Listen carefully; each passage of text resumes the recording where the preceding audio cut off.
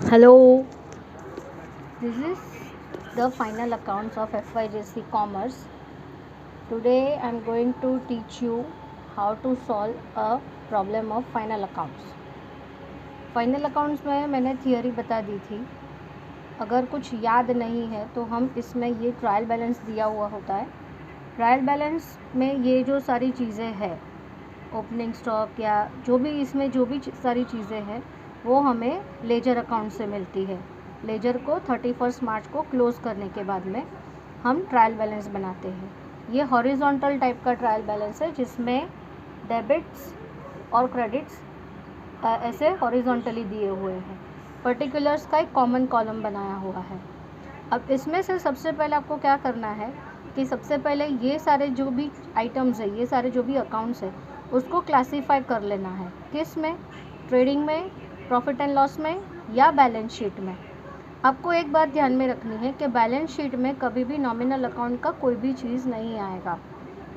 Nominal account की जो चीज़ें हैं वो ट्रेडिंग में अगर गुड्स परचेज से रिलेटेड है या मैन्युफैक्चरिंग से रिलेटेड है तो वो ट्रेडिंग में आएगा. अगर वो सेल से रिलेटेड है तो वो प्रॉफिट एंड लॉस में आएगा. नॉमिनल अकाउंट की कोई भी चीज़ प्रॉफिट एंड लॉस में बैलेंस शीट में नहीं आएगी. वो सिर्फ और सिर्फ प्रॉफिट एंड लॉस, और अगर गुड्स परचेज के रिलेटेड है तो वो आएगी ट्रेडिंग में. दूसरी बात यह है कि जो डेबिट में जो अमाउंट होता है उसकी डेबिट इफ़ेक्ट ही होती है. वो डेबिट इफ़ेक्ट मतलब किस तरह से? तो ये जितने भी डेबिट के अमाउंट्स हैं उनकी इफ़ेक्ट कहाँ कहाँ हो सकती है? तो एक हो सकती है ट्रेडिंग डेबिट में, एक हो सकती है प्रॉफिट एंड लॉस के डेबिट में, and the third one is balance sheet के एसेट्स में. Got it?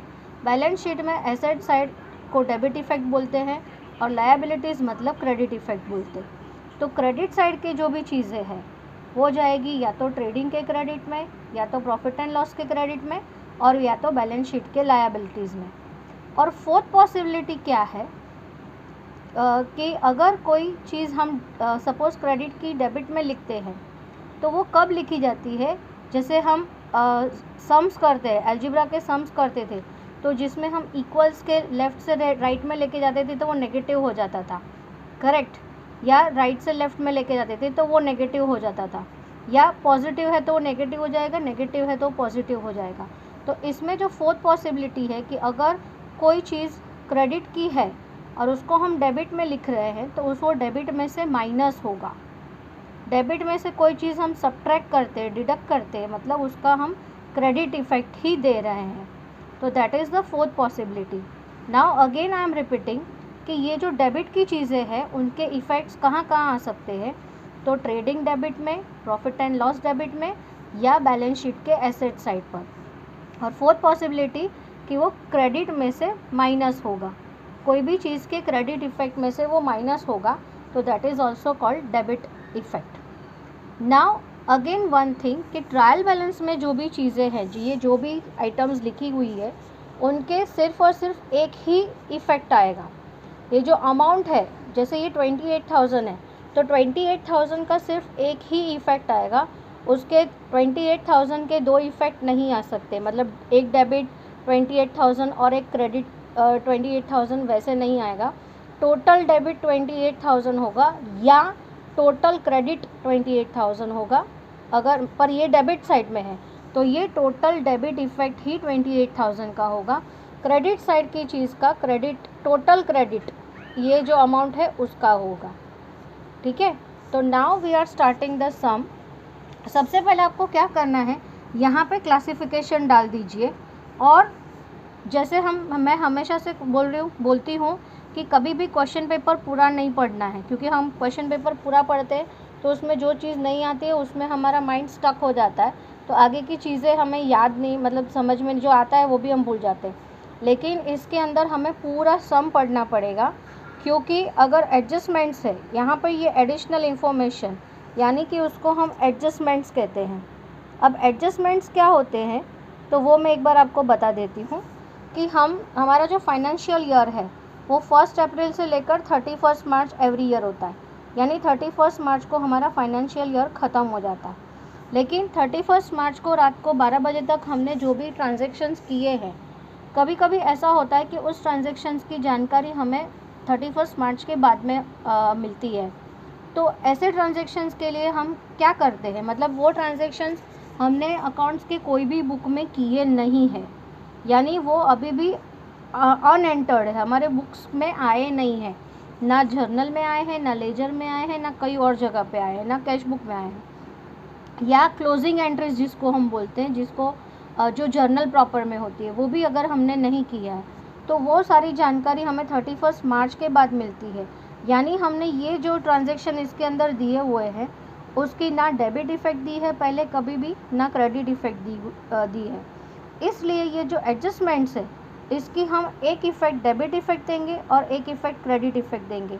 तो सारी की सारी चीज़ें आपको सम सॉल्व करने से पहले डिसाइड कर लेनी है कि कौन सी एंट्री कहाँ पर आएगी, ठीक है। और उसका अकाउंट्स के अंदर हर एक एंट्री का एक लॉजिकल रीजनिंग होता है कि वो एंट्री वहाँ पर क्यों आती है।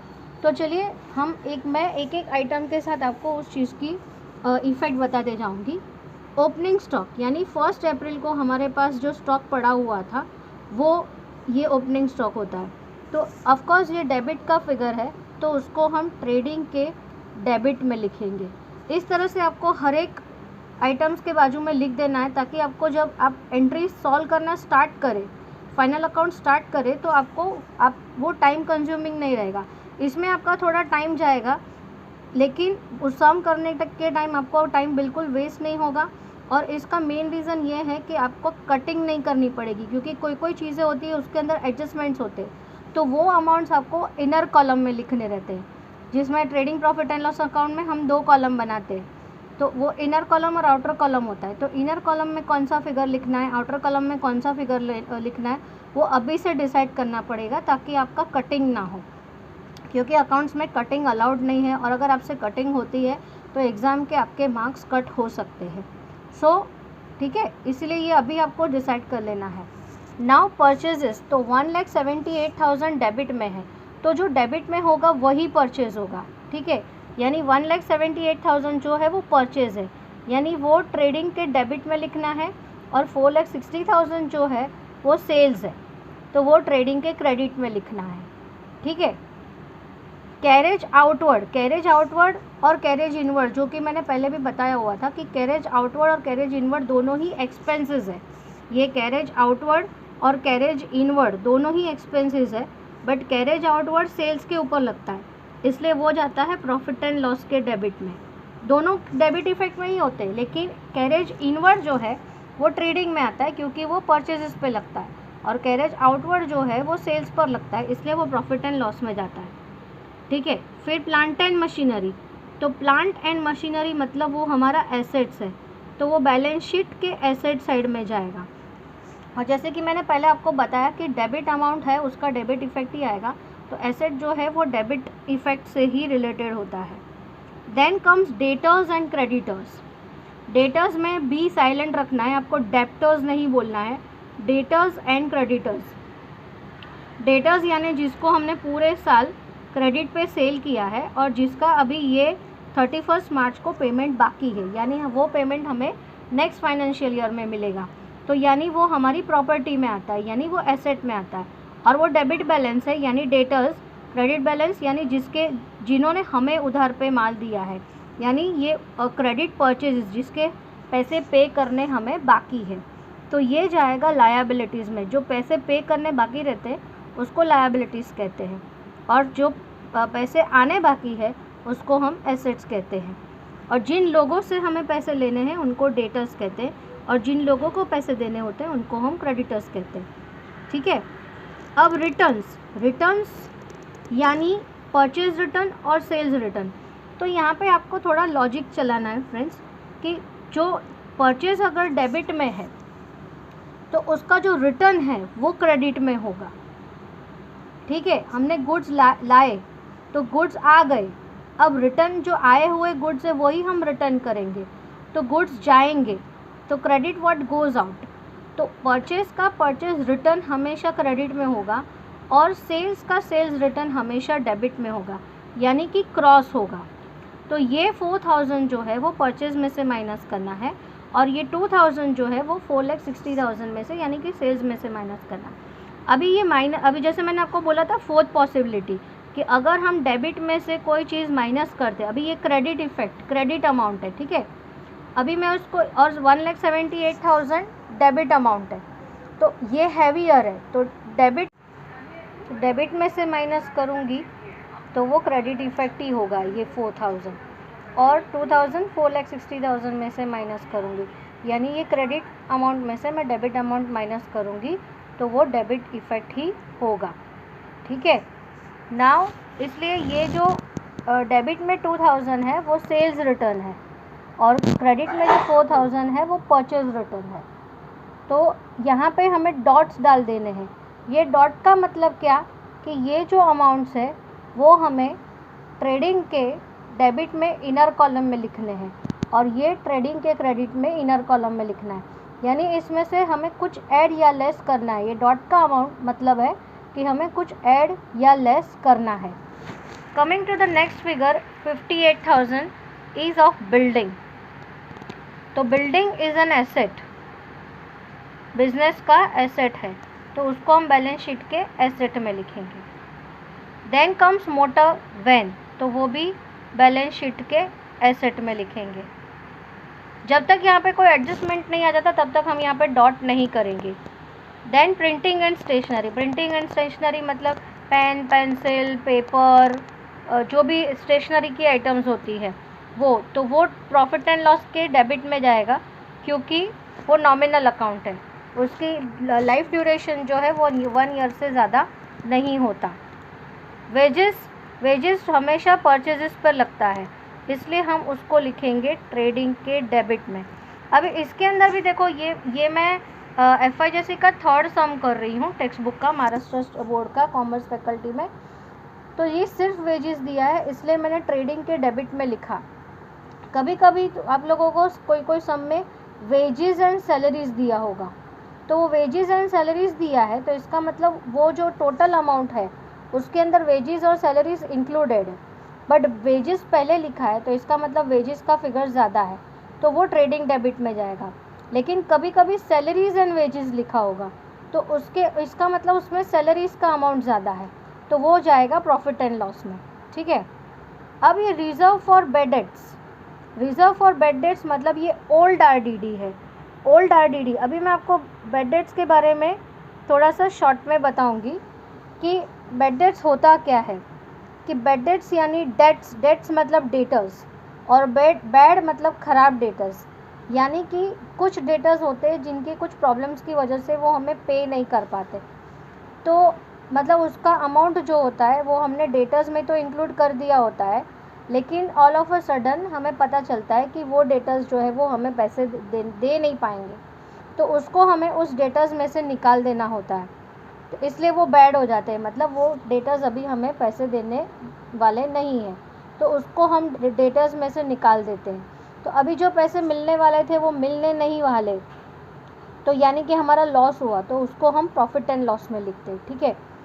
तो ये ऐसा देखा गया है कि जनरली जब भी कोई बिजनेस पर्सन, चाहे वो प्रोप्राइटर हो या 12th स्टैंडर्ड में आपको पार्टनरशिप आएगा, तो पार्टनर्स हो या कंपनी हो या कोई भी हो, उसमें जनरली ये देखा गया है कि कुछ ना कुछ डेटर्स ऐसे होते ही है, ऐसे निकलते ही है, तो ऐसी टेंडेंसी देखी गई है कि हम पहले से ही कुछ अमाउंट जो है वो रिज़र्व कर लेते हैं।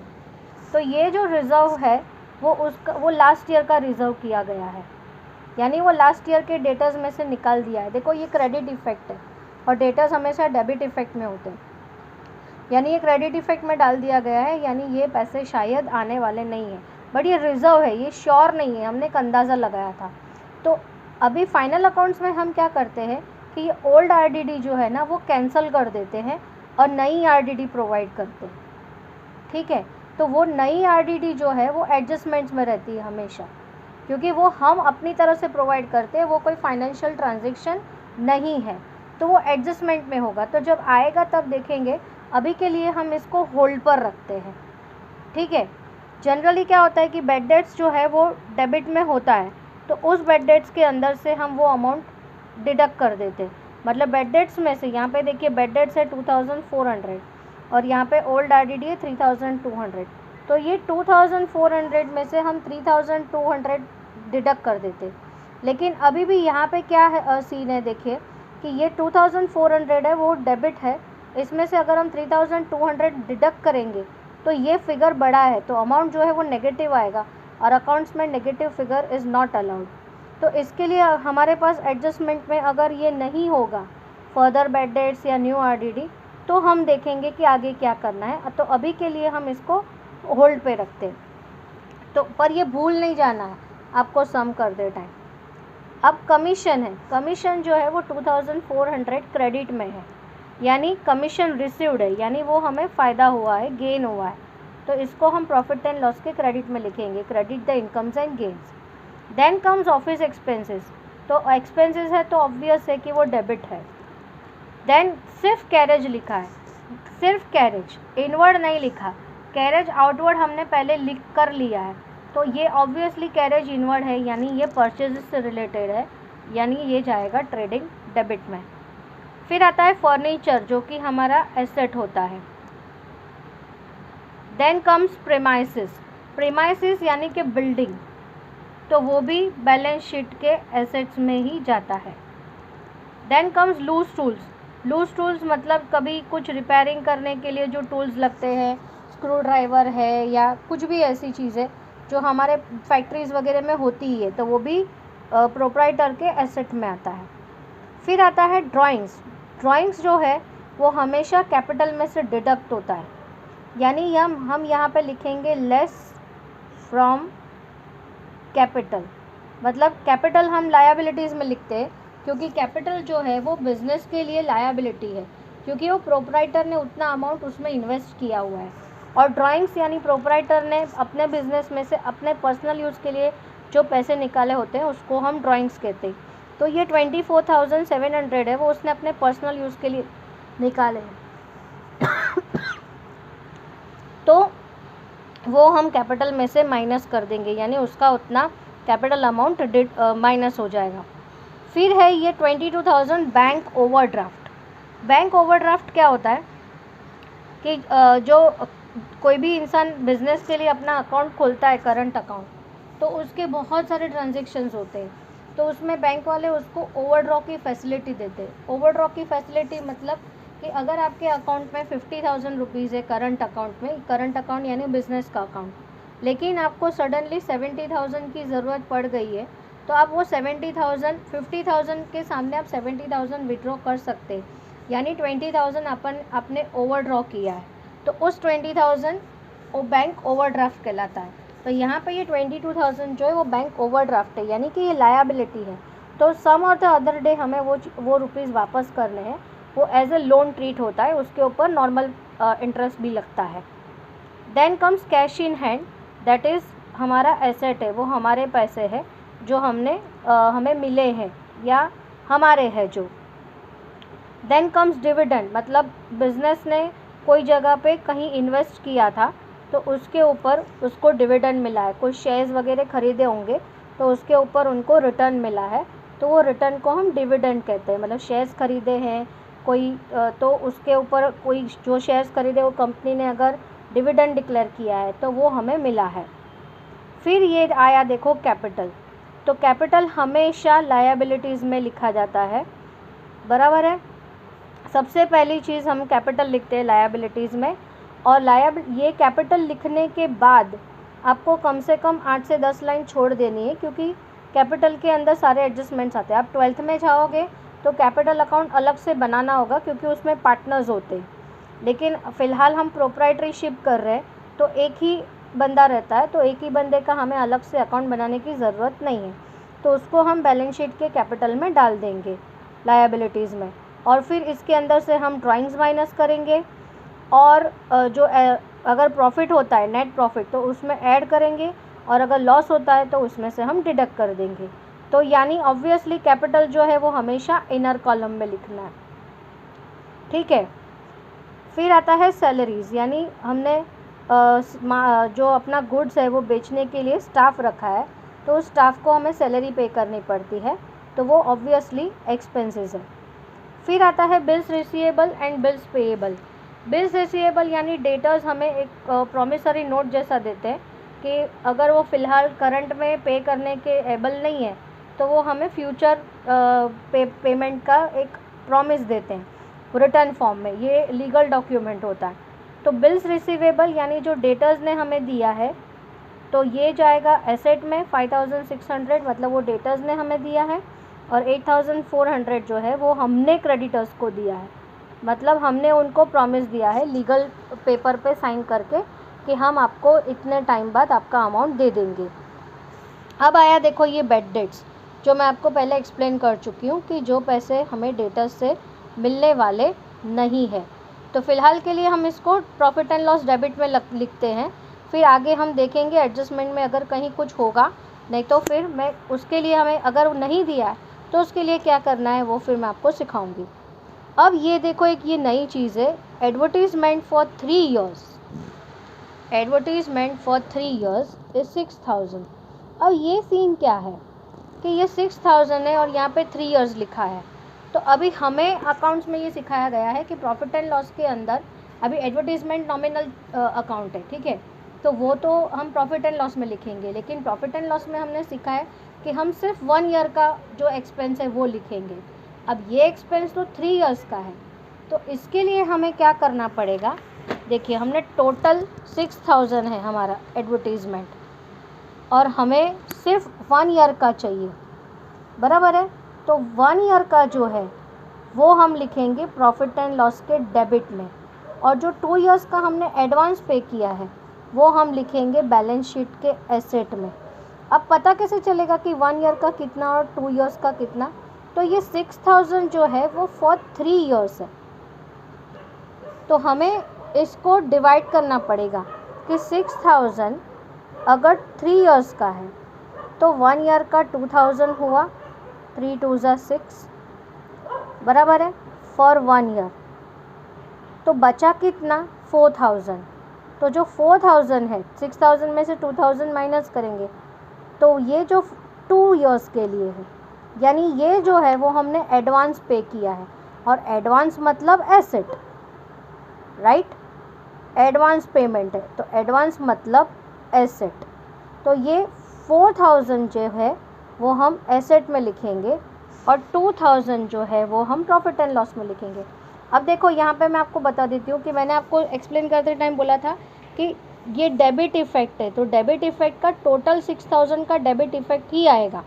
तो मैंने ये 2000 और 6000, 2000 और 4000 6000 ही होता है, और टोटल 6000 का मैंने डेबिट इफ़ेक्ट ही दिया है। ये 2000 प्रॉफिट एंड लॉस के डेबिट में लिखा, और ये 4000 मैंने एसेट में लिखा, यानी टोटल 6000 का मैंने एक ही डेबिट इफ़ेक्ट दिया, ठीक है। आप बोलेंगे कि आपने तो 2 इफ़ेक्ट किए, लेकिन दोनों डेबिट है और दोनों का टोटल 6000 होता है, जो कि एक सिंगल अमाउंट है। हालांकि वो एडवर्टाइजमेंट एडवांस पेमेंट है, इसलिए मुझे ये करना पड़ा।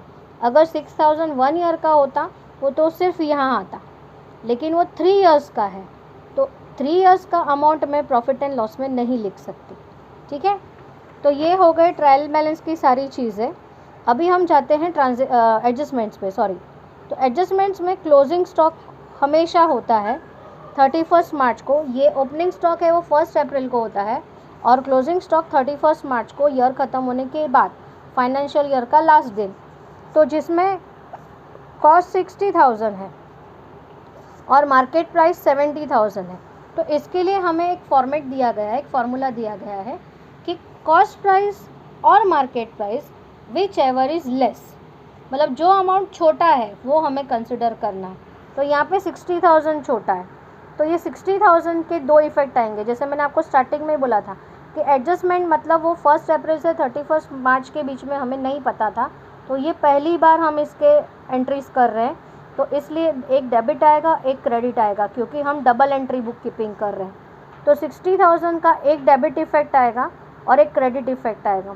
तो डेबिट इफ़ेक्ट कहाँ आएगा, ये क्लोजिंग स्टॉक है, मतलब अभी तक ये गुड्स हमने खरीद लिए हैं पर हमने बेचे नहीं हैं हम, तो वो हमारी प्रॉपर्टी के हुए, तो इसलिए वो बैलेंस शीट के एसेट में जाएंगे।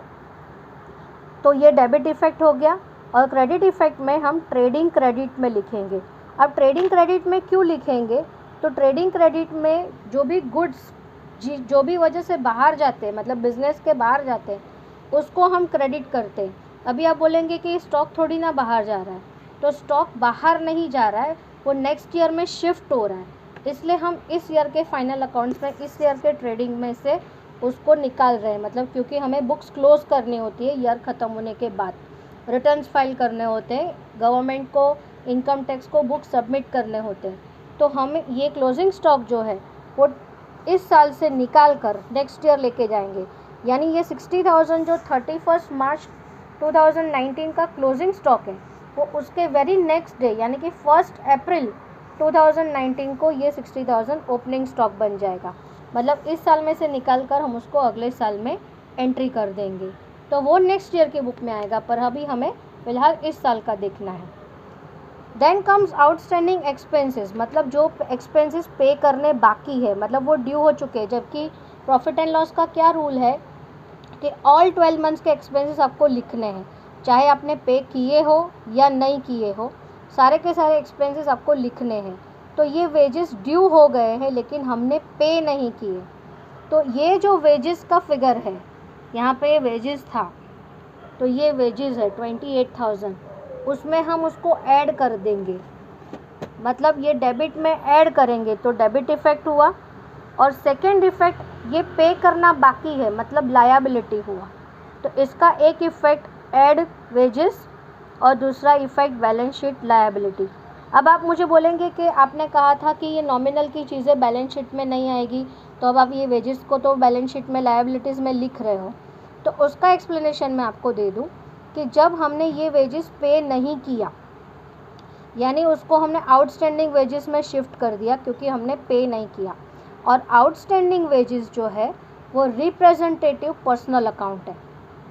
आउटस्टैंडिंग और प्रीपेड, प्री रिसीव्ड या आउटस्टैंडिंग प्री रिसीव्ड इनकम या आउटस्टैंडिंग इनकम, ये सारे के सारे जो अकाउंट्स हैं वो नॉमिनल में से हम उसको रिप्रेजेंटेटिव पर्सनल अकाउंट में ट्रांसफ़र कर देते हैं जर्नल प्रॉपर के माध्यम से। जर्नल प्रॉपर जो बुक बनाते हैं हम, उसमें ये एंट्रीज आती है कि जो पे नहीं किया, तो पे नहीं किया बट हमें लिखना पड़ेगा, पर हमने पे नहीं किया तो हम उसको एज वेजेस नहीं लिख सकते, वेजेस में हम उसको ऐड कर देते।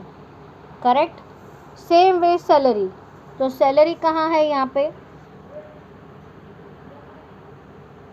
सैलरी 44,000 थी ईयर, वहाँ पे एक डॉट कर दो। डॉट, 1 डॉट का मतलब है इसके अंदर एक एडजस्टमेंट है, तो उसको हमें इनर कॉलम में लिखना है। Then comes provide depreciation, sorry, motor van and 5% on furniture.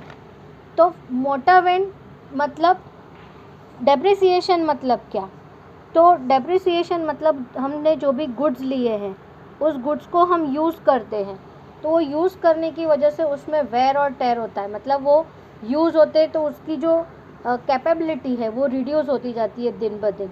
जैसे फॉर एग्जांपल आपने अगर मोबाइल लिया है, अब 6 मंथ्स के बाद उस मोबाइल को बेचने जाएंगे तो उस मोबाइल की जो वैल्यू है उससे कम वैल्यू मिलेगी क्योंकि आपने उसको 6 मंथ्स यूज़ किया हुआ है। तो वो जो यूज़ की वजह से जो उसके अंदर वैल्यू का रिडक्शन होता है उसको हम डेप्रिसिएशन कहते हैं। तो मोटर वैन के ऊपर 10% है और फर्नीचर के ऊपर 5% है, तो वो ये जो बैलेंस शीट का जो फिगर होता है उसके ऊपर कैलकुलेट करना होता है। और फ्रेंड्स देखिए, सबसे पहली चीज़ कि आपको 11th और 12th स्टैंडर्ड में कैलकुलेटर अलाउड नहीं है, इसलिए मैं कोई भी सम में कैलकुलेटर यूज़ नहीं करती, और आपको भी बोलूँगी कि आपको भी कैलकुलेटर यूज़ नहीं करना है, क्योंकि अगर एक बार आपने कैलकुलेटर यूज़ करना स्टार्ट कर दिया तो आपको मैनुअल कैलकुलेशन में बहुत डिफ़िकल्टी होगी, आप हमेशा के लिए उसके ऊपर डिपेंडेंट हो जाओगे। तो try not to use calculator unless and until it is compulsory. कि आपका आंसर नहीं आ रहा है, आपको आंसर चेक करना है, तो you can use calculator, but try to avoid if possible. ना देखो, अभी हम बेड डेट्स, यहाँ पे मैं बेड डेट्स के बारे में बात कर रही थी। 2000 for bad debts and create RDD 5% on debtors. तो इसका कैलकुलेशन हम कैसे करेंगे, तो देखिए मैंने बोला था आपको होल्ड पे रखने के लिए बोला था, ये ओल्ड RDD 3200 और ये बेड डेट्स 2400, ठीक है। तो अभी इसका हम कैलकुलेशन कैसे करेंगे, अभी ये सारी चीज़ें जो है ये ट्रायल बैलेंस की चीज़ें हैं, वो उसका सिंगल इफ़ेक्ट आएगा। ये प्रॉफिट एंड लॉस के डेबिट में लिखेंगे और ये 3200 डिडक्ट करना है, लेकिन जो कि ये बड़ा फिगर है तो इसके लिए हम फर्दर बेड डेट्स का वेट कर रहे थे। फर्दर बेड डेट्स मतलब ये बुक्स 31 मार्च ख़त्म होने के बाद हमें पता चला कि ये और 2000 नहीं आने वाला, और 5% हम नया रिजर्व कर रहे हैं कि शायद ये 5% भी नहीं आएगा। तो हम इसमें क्या करेंगे कि जो डेटर्स का फिगर है 44,000, मतलब इसका कैलकुलेशन कैसे करना है। तो ये 44,000 के टोटल डेटर्स है। अब इसमें से 2,000 के रुपीज़ आने वाले नहीं है, तो उसमें ये निकाल दो, जो फर्दर बेड डेट्स है वो निकाल दो, बचा 42,000। अब इसके ऊपर 5% हमें रिज़र्व लेना है। तो 42,000 का 5% कितना होता है, तो इसको ऐसे गिनते हैं, 2 zeros कट, फिर ये 0, 5 2 10, 1 कैरी, 5 4 20 प्लस 1 2100। तो ये 2100 और निकाल दो कि ये हमने रिज़र्व किया है। 11 माइनस 2 9, 39,900। ये बैलेंस शीट में आपको फाइनल फिगर आएगा डेटर्स का, जो हम एसेट में लिखेंगे। पहले हम ये लिखेंगे, फिर ये एडजस्टमेंट्स करेंगे। ये न्यू आरडीडी है और ये फर्दर बेड डेट्स है। अब इसमें क्या रोल है इसका, तो ये 2500 जो बेड डेट्स है वो प्रॉफिट एंड लॉस में लिखेंगे हम। इसके अंदर मतलब ये ऑलरेडी लॉस था, इसके अंदर हम ये नया लॉस बुक करेंगे फर्दर बेड डेट्स की, ये भी आने वाले नहीं है। और ये 2100 भी हम रिज़र्व कर रहे हैं, मतलब ये भी एक तरह का लॉस बुक कर रहे हैं। यानी ये दोनों चीज़ें ये बेड डेट्स में ऐड हो जाएगी। यानी ये हम 2 डॉट इसके करेंगे, एक फर्दर बेड डेट्स का, एक न्यू आरडीडी का, और ये तीसरा जो ओल्ड आरडीडी हमने होल्ड पर रखा था इसका। यानी ये हम ऐड करेंगे, ये हम ऐड करेंगे, और ये हम लेस करेंगे। यानी 3 डॉट्स, यानी 3 डॉट्स के लिए आपको बेड डेट्स लिखने के बाद 5 लाइंस छोड़नी है। कितनी? 5 लाइंस लीव करनी है, ठीक है। और ये एडजस्टमेंट में देखो, ये एक और बात क्लियर कर दूँ कि ये 3200 ट्रायल बैलेंस का आइटम है, 2400 भी ट्रायल बैलेंस का आइटम है, तो इसका सिंगल इफेक्ट डालना है। और ये जो 2000 फर्दर बेड डेट्स है, ये एडजस्टमेंट का आइटम है, तो इसके 2 इफेक्ट आएंगे। और ये 5% मतलब जो 2100 हमने निकाला उसके 2 इफेक्ट आएंगे। ये प्रॉफिट एंड लॉस के डेबिट में हमने बेड डेट्स में ऐड किया, ये भी हमने बेड डेट्स में ऐड किया, यानी वो डेबिट इफेक्ट हुआ। और डेटर्स में से दोनों ही अमाउंट हमने माइनस किए। यहाँ पे देखो मैंने आपको कैलकुलेशन करके बताया। तो यानी ये हमने एसेट में से माइनस किया, मतलब हमने क्रेडिट इफेक्ट दिया इसका, ठीक है। अब लास्ट एडजस्टमेंट है, provide 10% per annum interest on capital. यानी कभी कभी हमने जो पैसे इन्वेस्ट किए हैं बिजनेस में, जिसको हम कैपिटल बोलते हैं, उसके ऊपर हम इंटरेस्ट चार्ज करते ताकि वो रिटर्न हमारा बढ़ता जाए, ठीक है। तो ये 1,40,000 है, इसके ऊपर आपको 10% कैलकुलेट करना है। ये इनिशियल फिगर के ऊपर ड्राइंग्स माइनस करके या नेट प्रॉफिट कैलकुलेट करने के बाद नहीं, इसके ऊपर आपको इंटरेस्ट कैलकुलेट करना है। तो 1,40,000 का 10% यानी 14,000। आपको 10% जब भी निकालने की का कैलकुलेशन करने को आए तो हमेशा आप एक ही ज़ीरो निकाल दो, क्योंकि ये 10 से मल्टीप्लाई करोगे तो वापस वो ज़ीरो लगना ही है, यानी 14,000। अब इसका इफ़ेक्ट क्या आएगा? 2 इफ़ेक्ट, एक डेबिट इफ़ेक्ट देना है और एक क्रेडिट इफ़ेक्ट देना है। तो क्रेडिट तो मतलब वो कैपिटल में ऐड हो जाएगा, बराबर। तो ऐड टू कैपिटल। और डेबिट इफ़ेक्ट क्या आएगा? तो आपको ये बिज़नेस के लिए लॉस है, क्योंकि उतने पैसे हम बिज़नेस में से निकाल कर कैपिटल में डाल रहे हैं, तो बिज़नेस का लॉस है, इसलिए वो प्रॉफिट एंड लॉस के डेबिट में आएगा। तो ये हो गया डेबिट इफ़ेक्ट और ये हो गया क्रेडिट इफ़ेक्ट। तो चलिए अब हम सम सॉल्व करना शुरू करते हैं कि इसको हम लिखेंगे कैसे। ये पूरा सम सिर्फ डिस्कस हुआ है, इसको लिखना बाकी है, सॉल्व करना बाकी है। तो इसके लिए हमें इसका फॉर्मेट बनाना पड़ेगा, जो कि मैंने पहले से यहाँ पे बना के रखा है। Trading account for the year ended 31 March 2019, profit and loss account for the year ended 31 March 2019।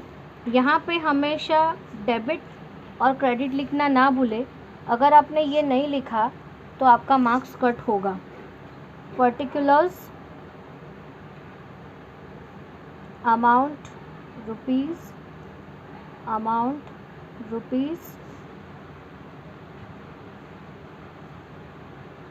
Particulars amount rupees. हमेशा याद रखना है कि ट्रेडिंग में सबसे पहली चीज़ ओपनिंग स्टॉक आएगी।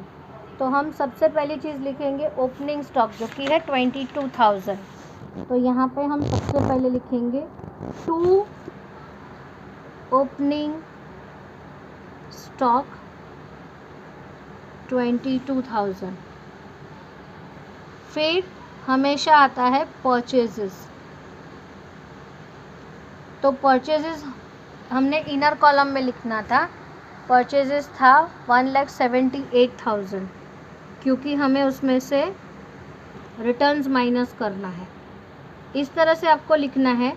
और आप कोशिश कीजिए कि जो अमाउंट है वो प्लेस वैल्यूज़ बराबर से आए, तो आपको कैलकुलेटर के बिना कैलकुलेशन करने में इजी पड़ेगा। कि हंड्रेड्स के नीचे हंड्रेड्स आए, 1000 के नीचे 1000 आए, तो आपका कैलकुलेशन थोड़ा इजी हो जाएगा। अगर आप अमाउंट्स आगे पीछे लिखेंगे तो आपको कैलकुलेशन करने में डिफ़िकल्ट होगा। फिर देखो सेल्स यहाँ पे सेम कॉलम में दिया हुआ है, तो सेल्स हमेशा क्रेडिट में आता है। तो यहाँ पे हम बाय सेल्स भी इनर कॉलम में लिखेंगे 4,60,000। फिर है कैरेज आउटवर्ड। तो देखो हमेशा प्रॉफिट एंड लॉस में जब भी आप शुरुआत करते हैं तो एक लाइन लीव करके शुरुआत कीजिए, क्योंकि अगर यहाँ पे लॉस आया तो वो लॉस आपको यहाँ पे लिखना है। प्रॉफिट आया तो आपको यहाँ पे लिखना है, लॉस आया तो आपको यहाँ पे लिखना है। तो leave 1 line and start to carriage outward. मैंने छोटा छोटा लिखा है क्योंकि दूसरी लाइन में मैं नहीं लेके जाना चाहती। 4,800, यहाँ पे कोई भी डॉट नहीं है तो आप सीधा बाहर के कॉलम में लिख सकते हो। फिर है प्लांट एंड मशीनरी। और प्लांट एंड मशीनरी में देखिए कोई भी डॉट नहीं है, तो बैलेंस शीट के एसेट्स में अब यहाँ पे मैंने देखो कुछ भी नहीं लिखा है, तो सबसे पहले हम यहाँ पे इसको लेबलिंग करेंगे। Balance sheet as on 31st March 2019। अब यहाँ पे देखिए ये liabilities amount rupees, assets amount rupees. यहाँ पे देखिए ये बैलेंस शीट है ना, वो कोई अकाउंट नहीं है। यहाँ पे देखो मैंने ट्रेडिंग अकाउंट लिखा है, प्रॉफिट एंड लॉस अकाउंट लिखा है। बैलेंस शीट कोई अकाउंट नहीं है, बैलेंस शीट स्टेटमेंट है, इसलिए यहाँ पे एज ऑन आया। बैलेंस शीट स्टेटमेंट है और वो सिर्फ 31 मार्च को बनता है, इसलिए हमने पर्टिकुलर डेट डाली है। और यहाँ पे एसेट राइट हैंड साइड आती है। जनरली अकाउंट्स में right hand side credit side होती है, बराबर है, लेकिन ये स्टेटमेंट है तो यहाँ पे राइट हैंड साइड जो है वो डेबिट इफेक्ट है। अगर आप चाहे, अगर आपको याद नहीं रहता तो यहाँ पे एसेट्स में आप टेम्पररी, हमेशा के लिए नहीं, टेम्पररी पेंसिल से डेबिट लिख दीजिए और यहाँ लायबिलिटीज़ में क्रेडिट लिख दीजिए, ताकि आपको याद रहे कि आपको डेबिट के जो अमाउंट्स है वो एसेट्स में लिखने हैं और क्रेडिट के जो अमाउंट है वो आपको लायबिलिटीज़ में लिखने हैं, ताकि स्टार्टिंग में प्रॉब्लम ना हो। फिर आप यूज़ टू हो जाएंगे तो आपको प्रॉब्लम नहीं होगा। तो हम प्लांट एंड मशीनरी लिख रहे थे और उसमें कोई भी एडजस्टमेंट नहीं है, तो हम सीधा उसको आउटर कॉलम में लिख देंगे। ये 2 कॉलम्स होती है, इसको इनर कॉलम बोलते हैं, ये आउटर कॉलम होते हैं। फर्स्ट कॉलम इनर कॉलम होती है, सेकेंड कॉलम आउटर कॉलम होती है। फिर है डेटर्स एंड क्रेडिटर्स। अब डेटर्स के अंदर देखो मैंने आपको 2 एडजस्टमेंट्स करके बताए थे, जिसके मैं डॉट करना भूल गई हूँ। तो यहाँ पे 2 एडजस्टमेंट्स मैंने किए थे, एक फर्दर बैड डेट का था और एक आरडीडी का था। तो 2 डॉट मैंने किए हुए हैं अभी। तो वो डेटर्स जो है, हमेशा ध्यान रखिए कि हमेशा एक लाइन छोड़कर लिखने की आदत डालिए कि कहीं शायद अगर गलती से आप कोई एडजस्टमेंट करना भूल गए हैं तो उसके लिए आपके पास जगह बचे, आपको कटिंग वगैरह, आपका प्रेजेंटेशन ख़राब नहीं होना चाहिए। अभी देखिए डेटर्स 44,000 के थे, उसमें मैंने 2 डॉट डाले, तो ऑब्वियसली मैं 3-4 लाइन छोड़ दूँगी। और डॉट जो है वो छोटे छोटे करने, ताकि अगर इसके ऊपर आप फिगर लिखें तो आपको कन्फ्यूजन ना हो। तो ये मैंने 3 डॉट करके छोड़ दिया है। डेटर्स 44,000 के थे और क्रेडिटर्स थे, और सॉरी 44,000 और क्रेडिटर्स 76,000 के। तो जैसे मैंने बोला था कि लायबिलिटीज़ में कैपिटल के बाद हमेशा आपको 8-10 लाइन छोड़ देनी है। सबसे पहले कैपिटल ही आएगा, तो अभी कैपिटल आया नहीं है, तो 8-10 लाइन आप छोड़ दीजिए और यहाँ पे लिखिए क्रेडिटर्स 76,000। मैं आउटर कॉलम में लिख रही हूँ क्योंकि उसमें कोई भी एडजस्टमेंट नहीं है। फिर देखिए आया रिटर्न्स 2,000 और 4,000। तो मैंने जैसे पहले बताया था कि ये सेल्स रिटर्न है तो सेल्स में से माइनस होगा, और ये परचेज रिटर्न है तो परचेज में से माइनस होगा। तो पहले हम 2,000 माइनस करते हैं, यहाँ पे हम लिखेंगे लेस रिटर्न्स 2,000। फिर यहाँ पे ऐसे लाइन करके बाहर के कॉलम में लिख दीजिए 4,58,000, और परचेज में भी लेस रिटर्न्स 4,000। देखो 8,000 के नीचे मैंने 4,000 लिखा, 1,000 तो आपको कैलकुलेशन भी इजी पड़ेगा, 1,74,000। और यहाँ पे भी कोशिश कीजिए कि एक के नीचे एक आए ताकि आपको कैलकुलेशन करने में आसानी रहे। Then comes building 58,000। तो वो अभी डेटर्स के लिए हमने एडजस्टमेंट करना है, तो डेटर्स के नीचे छोड़ दीजिए लाइन और यहाँ पे लिखिए बिल्डिंग। अभी बिल्डिंग का फिगर कितना है 58,000, तो 58,000 मैंने बाहर के कॉलम में लिखा। Then comes motor van. तो मोटर वैन, अब मोटर वैन के अंदर डेप्रिसिएशन है, मोटर वैन का फिगर है 40,000, तो वो इनर कॉलम में लिख दीजिए क्योंकि उसमें डेप्रिसिएशन कैलकुलेट करना है। वो अभी करने की ज़िद मत रखिए क्योंकि अगर वो करने जाएंगे ना तो फिर आप है ना आपको वापस से ढूंढना पड़ेगा। तो पहले हो सके तो ट्रायल बैलेंस की जितनी भी चीज़ें हैं उसको कर लीजिए। फिर प्रिंटिंग एंड स्टेशनरी, तो वो प्रॉफिट एंड लॉस में आएगा, जबकि कैरेज आउटवर्ड हमने बाहर के कॉलम में लिखा है, मतलब उसमें कोई एडजस्टमेंट नहीं है, तो उसके नीचे ही हम प्रिंटिंग और स्टेशनरी लिख देंगे। स्टेशनरी 3,000। फिर है वेजेस 28,000, तो यहाँ पे मैं लिखूँगी 2 वेजेस, और उसके अंदर एडजस्टमेंट है इसलिए मैं उसको इनर कॉलम में लिख रही हूँ। फिर है रिजर्व फॉर बेड डेट्स, तो इसको अभी हमें होल्ड पे रखना है क्योंकि वो लास्ट में करेंगे क्योंकि उसका अमाउंट बड़ा है। फिर है कमीशन, क्रेडिट में कमीशन है, तो जैसे मैंने बोला कि पहले 1-2 लाइन छोड़ दीजिए क्योंकि प्रॉफिट होगा तो वो यहाँ पे लिखना पड़ेगा। कमीशन कितना था 2,400। आपको भले बार बार देखना पड़े लेकिन अमाउंट गलत नहीं होना चाहिए। अगर अमाउंट गलत हो गया तो आपका फिर बैलेंस शीट टैली नहीं होगा और आपका टाइम डबल वेस्ट होगा सब चेकिंग करने में। फिर ऑफिस एक्सपेंसेस 5,400, तो 2 ऑफिस एक्सपेंसेस 5,400। फिर है कैरेज 9,000, तो यहाँ पे देखिए वेजेस मैंने इनर कॉलम में लिखा है तो उसके नीचे एक डॉट करके जगह छोड़ दीजिए और कैरेज लिखिए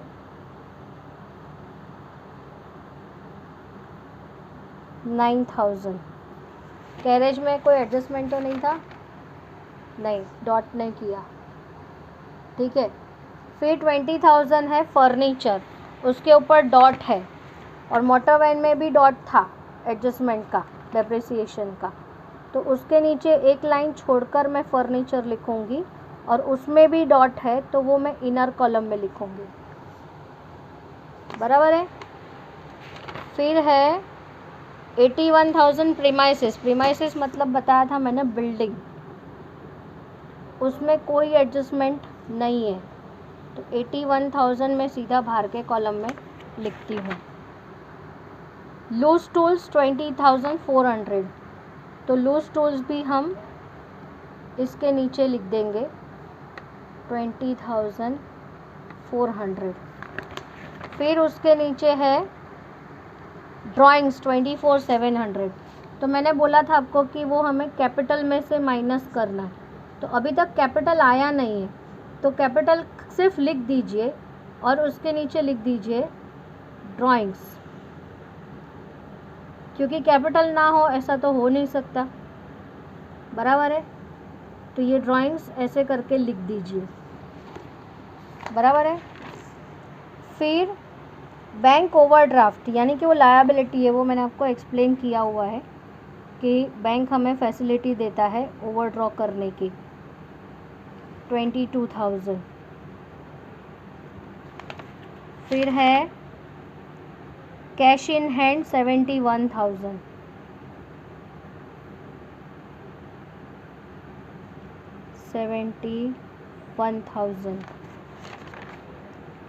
फिर डिविडेंड है 3,300। अभी सिर्फ आपको लिखते जाना है क्योंकि आपने पूरा क्लासिफिकेशन कर लिया है, अब हम उस क्लासिफिकेशन को सिर्फ एग्जीक्यूट कर रहे हैं। फिर आया कैपिटल 1,40,000 जो हमने ऑलरेडी लिख दिया था, अभी हम सिर्फ उसका अमाउंट लिखेंगे। अब यहाँ पे ये देखो ड्राइंग्स जो है वो मैं यहाँ पे ही माइनस कर देती हूँ। साथ में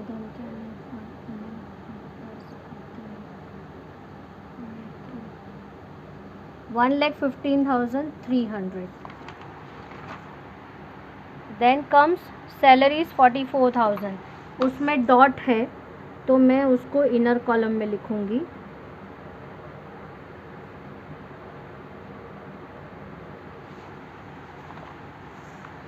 फिर है bills receivable and bills payable 5,600 and 8,400। तो बिल्स रिसीवेबल एसेट्स में आएगा 5,600 और यहाँ पे बिल्स पेएबल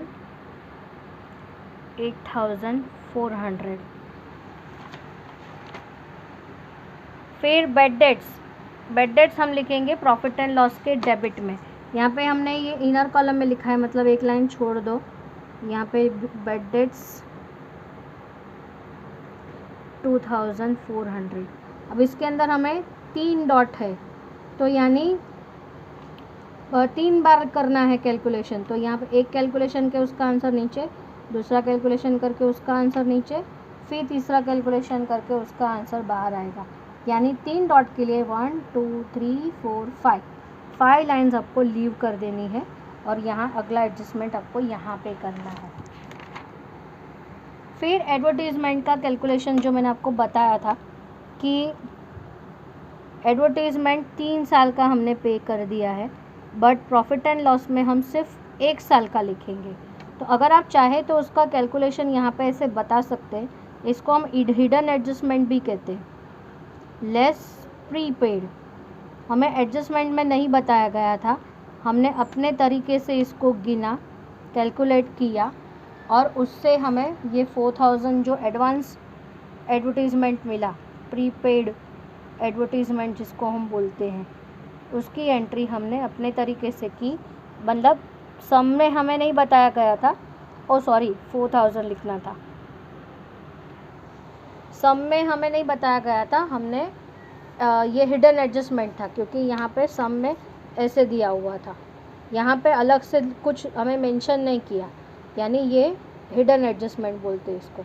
अब ट्रायल बैलेंस की हमने सारी एंट्रीज कर ली सिवाय ओल्ड आरडीडी के।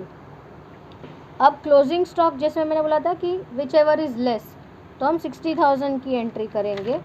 तो उसमें एक एंट्री होगी बैलेंस शीट में क्लोजिंग स्टॉक, और ये बैलेंस शीट जो है वो स्टेटमेंट है, तो इसमें बाय या टू आप कुछ भी नहीं लिख सकते। और यहाँ पे ट्रेडिंग के क्रेडिट में आपको लिखना है बाय क्लोजिंग स्टॉक 60,000। फिर आउटस्टैंडिंग एक्सपेंसेस, देखिए हमेशा आपको याद रखना है कि आप ये अमाउंट की दोनों एंट्री एक साथ कर दें, ये डेबिट इफेक्ट, ये क्रेडिट इफेक्ट। आप एक करेंगे और एक नहीं करेंगे तो आपका आंसर नहीं आएगा, आपका बैलेंस शीट टैली नहीं होगा। वेजेस आउटस्टैंडिंग, तो सबसे पहले वेजेस में ऐड करो, वेजेस हमेशा ट्रेडिंग में होता है। यहाँ पे हम लिखेंगे आउटस्टैंडिंग, कितना अमाउंट था 4,000 सॉरी, तो यहाँ पे 4,000, तो ये ऐड करके 32,000। और इसका दूसरा इफेक्ट लायबिलिटीज़ यानी पे करना बाकी है, तो हम दो चीज़ें हैं तो हम इसको ऐसे लिख सकते हैं, आउटस्टैंडिंग एक्सपेंसेस के ऐसा हेड दे दो और उसके नीचे लिखो वेजेस 4,000। और दूसरा था सैलरीज 2,400, तो यहाँ पे सैलरीज 2,400 यानी 6,400 टोटल। अब इसका एक इफ़ेक्ट बाकी है सैलरीज में ऐड करना, तो यहाँ पे ऐड आउटस्टैंडिंग यानी कि पे करना बाकी है। 44,000 है तो 46,400 बराबर। अब है डेप्रिसिएशन 10% ऑन मोटर वैन, तो लेस डेप्रिसिएशन। अब 10%, तो मैंने आपको बोला था कि 10% के लिए एक ज़ीरो निकाल दो यानी 4,000, यानी इसका 40,000 माइनस 4,000 इज़ 36,000। और इसका दूसरा इफ़ेक्ट हम यहाँ पे करेंगे, यहाँ पे भी देखो फर्नीचर पे भी डेप्रिसिएशन है, तो हम इसको डेप्रिसिएशन का हेड देकर भी कर सकते हैं। Depreciation motor van 4,000। अब फर्नीचर का कितना था 5%, ठीक है 5% ऑन फर्नीचर, तो 5% ऑन 20,000, तो 20,000 इंटू 5%, 0 0 कट, 2 5 10 और 2 zeros यानी 1,000। तो फर्नीचर में से भी डेप्रिसिएशन निकाल दो, डेप्रिसिएशन 1,000, तो ये गया 19,000 आउटर कॉलम में। और यहाँ पे फर्नीचर 1,000 और ये किया 5,000 आउटर कॉलम में। अब है बेड डेट्स, देखो बेड डेट्स 2,000 जिसका हमने कैलकुलेशन पूरा कर लिया है, तो हम सीधा कैलकुलेट करेंगे। पहले सबसे पहले यहाँ पे डेटर्स में लेस फर्दर बेड डेट्स 2,000, उसका अमाउंट यहाँ पे 42,000 लेस न्यू RDD 2,100 और 39 कितना कैलकुलेट किया था हमने यहाँ पे 39,900, तो सीधा सीधा हम लिख देंगे 39,900। और यही दोनों चीज़ें हम यहाँ बेड डेट्स में ऐड करेंगे, add further 2,000 4,400 add new RDD 2,100। अब यहाँ पे हम वो जो ओल्ड RDD है जो हमने होल्ड पे रखी है 3,200 वाली, वो हम यहाँ पे लिखेंगे। देखिए मैंने 5 लाइंस आपको लीव करने के लिए बोली थी, वो एग्जैक्ट यूज़ हो गई। 1 2 3 4 5 इसका आंसर यहाँ पे। ठीक है, जो 3200 हमने होल्ड पर रखे थे ये वाले, वो अभी हमने डिडक्ट कर दिए, बराबर। अब दोनों इफ़ेक्ट हो गए। अभी प्रोवाइड इंटरेस्ट ऑन कैपिटल, तो यहाँ पे हम ऐड इंटरेस्ट 14,000, 3 5 + 4 9, 1,29,300। और यहाँ पर भी टू इंटरेस्ट ऑन कैपिटल 14,000। देखिए अभी सारी चीज़ें हो गई, सारे हमने ट्रांजैक्शंस कर ली है, एडजस्टमेंट्स वगैरह। अब हम फटाफट कैलकुलेशन करेंगे। 4,58,000 + 60,000, यानी 3 ज़ीरोज़ डाल दो पहले, फिर 8, 5 + 6 11, 5,18,000। जनरली अभी देखो मैंने यहाँ पे तो लिख दिया है, लेकिन आपको जनरली दोनों साइड का टोटल करना होता है, और फिर जो हैवियर है उसमें से जो छोटा होता है वो माइनस करना होता है। तो यहाँ पे हम 22,000, 1,74,000, 32,000 और 9,000, तो ये हो गया 41, 43, 53, 63, 63,000 + 1,74,000, 1,74,000 + 63, 2,37,000। और क्रेडिट साइड का था 5,18,000, तो उसमें से हम 237 माइनस करेंगे। 11 - 3 8, 4 - 2 2, 2,81,000 आया आपका ग्रॉस प्रॉफिट। अब यहाँ पे हम लिखेंगे टू ग्रॉस प्रॉफिट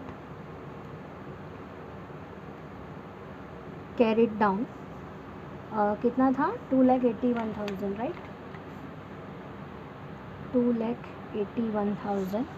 फिर ये यहाँ पे डेबिट में आया, तो यहाँ पे प्रॉफिट एंड लॉस के क्रेडिट में लिखेंगे ओपनिंग में, by gross profit brought down 2,81,000। अब यहाँ पे 2,400 और 3,300, 2,400 और 3,300, 0 0 7, 3 + 2 6, 286,700 क्रेडिट टोटल आया। और डेबिट का टोटल अभी हमें करना पड़ेगा 14 + 5 19, 19 + 2 21, 21 + 3 24,300, बराबर।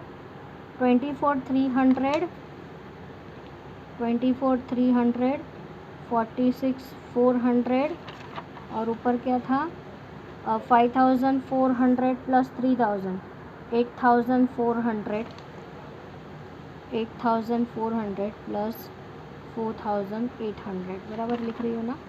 अगर कुछ भी गड़बड़ हुई ना तो पूरा सम खराब हो जाएगा। 4 में 4 8 में 8, 16 में 3 19, 4 4 10, 11 11 में 12, 23, 4 + 4 8, 83,900। इसको 83,900 को इसमें से माइनस कर देंगे।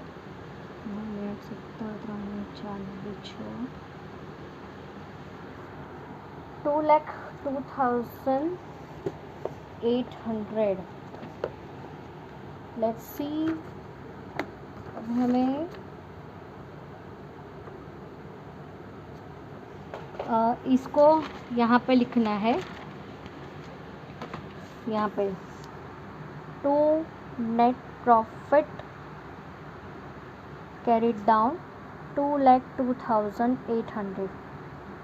और यहाँ पे टोटल क्या आया था हमारा 2,86,700, 2,86,700।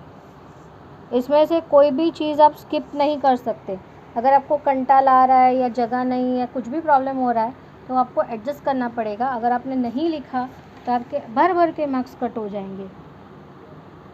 अभी प्रॉफिट आया यानी हमने अच्छा काम किया, तो नेट प्रॉफिट हमें इसमें ऐड कर देना है 2,02,800।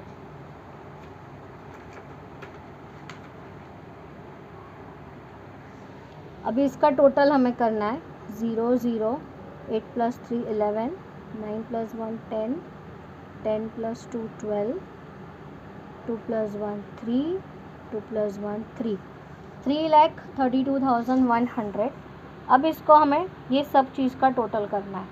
आपको ये ध्यान में रखना है कि आपने जो भी कैलकुलेशन किए उसके अमाउंट आपने बाहर निकाले हैं या नहीं। कभी कभी ऐसा हो जाता है कि हम अमाउंट बाहर लिखना भूल जाते हैं, तो आपका आंसर नहीं आएगा। तो make sure that you have calculated it properly and you have taken all the amount in outer column. तो 3,32,100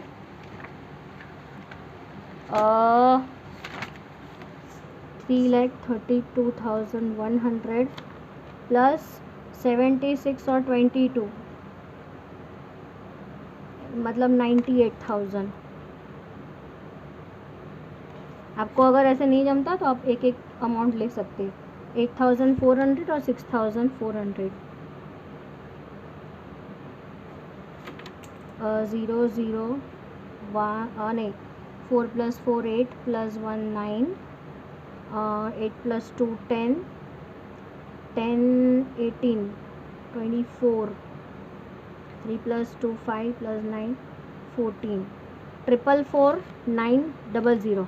अभी आपको है ना ये लिखने में जल्दबाजी नहीं करनी है क्योंकि एसेट साइड का टोटल करना बाकी है। तो 50,000 39,900 50,000 39,900 प्लस 58,36 58,000 36,000। देखिए मैं टाइम ले रही हूँ क्योंकि मैं कैलकुलेटर से कैलकुलेट करने में नहीं मानती, हम उस पर डिपेंडेंट नहीं रहना चाहते। 36 + 19 यानी 46 56 में एक कम यानी 55 55,000 81,000 20,400 कहाँ गया 81,000 क्या था 20,400 71,000 5,600 4,000 और 60,000 यानी 9,600 और 60,000 यानी 69,600 69,600 0 0 9 + 4 13 + 6 19। अभी ये साइड का टोटल भी 444,900 आना चाहिए। 10 10 + 8 18 24 24 30 31 कुछ तो गड़बड़ हुई है। 10 18 24 24 + 6 30 31 और 9 0 आ रहा है, मतलब कोई अमाउंट मैं लेना भूल गई हूँ फॉर श्योर।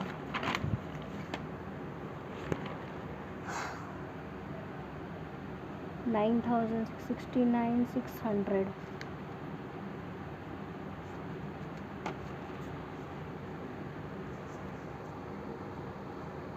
मैं कैलकुलेटर से चेक कर लेती हूँ, वो बेटर रहेगा। 50,000 + 39,900 58,000 36,000 19,000